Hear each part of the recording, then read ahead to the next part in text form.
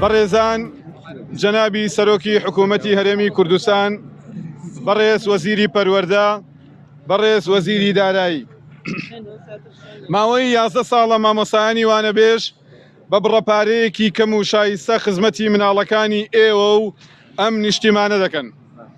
چاویان لە هەموو پاداشتێکی مانگانە و ساڵانەی خۆیان پۆشیوە و تا ئێستاش کۆڵیان لەو هەوڵی خزمەتکردنە نەداوە. بۆیە وەکو دەیان جاری تری ڕابردوو لەبەڕێستان کە کاروباری ئەو وڵاتە و مامۆسایانتان لەبەر دەستە داواکارین. یەکەم، هەرچی زووترە مامۆسایانی وانەبێژ بە دامەزراندنی هەمیشەیی ناو کەرتی پەروەردە دابمەزرێنن لە کاتێکدا کە هیچ بارگرانیەک دروست ناکەن و وەک ڕۆژیش ڕوونە بێ ئەوان پرۆسەی پەروەردە پەکی دەکەوێت.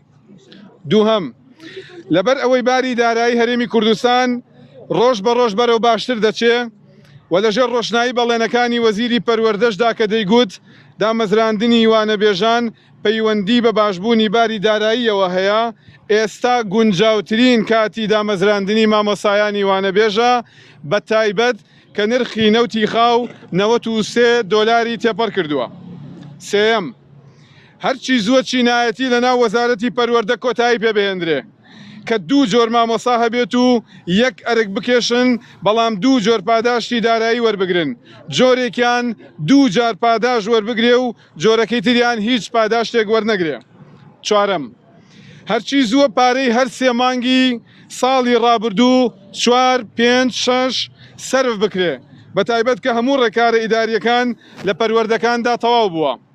5، موچەی شایستە و ڕەوای مامۆسایانی وانەبێژ کە خێری هیچ کەس و لایەنێک نییە ناوی خەرجی لێ نەهێنرێ، تا چیدی لە هیچ قەیرانێکی داراییدا مامۆسایانی وانەبێژ نەبنە قوربانی نەمانی پارە لە بانکەکاندا.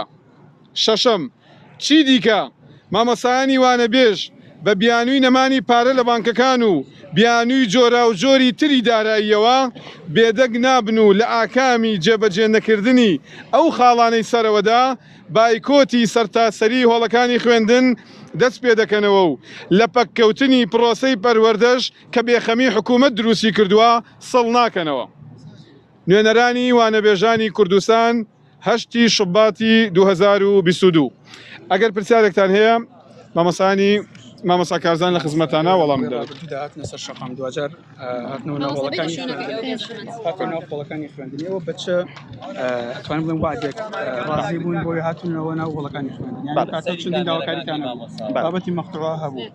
سەرتا بەخێر بن هەموو لایەک ئێمە وەکو مامۆسایانی وانەبێژ لە ماوەی ڕابردوو بە دیاریکراوەی لە ماوەی ڕابردوو بە دیاریکراوی لە مانگی دەیە بایکۆتی هۆڵەکانی خوێندنمان ڕاگەیان وەکو ئەرکێکی ئەخلاقی بۆی مافی خوێندکارەکانمان نەفەوتی هاتنەوە ناو هۆڵەکانی خوێندن. هاوپێچ لەگەڵ ئەوەدا وەزارەتی دارایی حکومەتی هەرێمی کوردستان ڕێنمایی ژمارە 14 دەرکرد بۆ مامۆسایانی وانەبێژ کە دەبوو بە پێی ڕێنمایی ژمارە 14 مامۆسایانی وانەبێژ وەکو مامۆسایانی میلاک لە کاتی خۆیدا شایستەی دارەکانە وەربگرێت. لە کاتێکدا کە داواکاری سەرەکی و سەرەتایی مامۆسایانی وانەبێژ بریتیە لە دامەزراندن بە هەمیشەی، بەڵام حکومەتی هەرێمی کوردستان وەک لەوەی کە داواکاری سەرەکەکە ئێمە مامۆسایانی وانەبێژ نەبردە سەر، ڕاستگۆ نەبوو لەگەڵ ڕێنمایی ژمارە 14 کە لە مانگیدایە دەری کرد بەرامبەر بە مامۆسایانی وانەبێژ.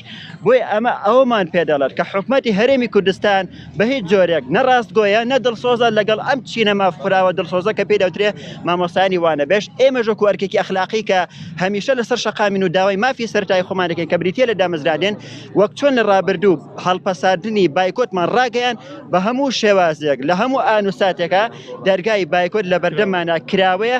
هەر کاتە بمانێت ئەگەر حکومەت هەر بەو شێوازە بەردەوام بێت لە بێڕێزیکردن لە سوکاتیکردن لە یاریکردن بە هەست و شوعری مامۆسایانی وانەبێژ، ئێمە بایکۆتی هۆڵەکانی خوێندن ڕادەگەرین کە ئەوەش دەکەوێتەوە سەر هەڵوێستی حکومەت بەرامبەر بە مامۆسایانی وانەبێژ.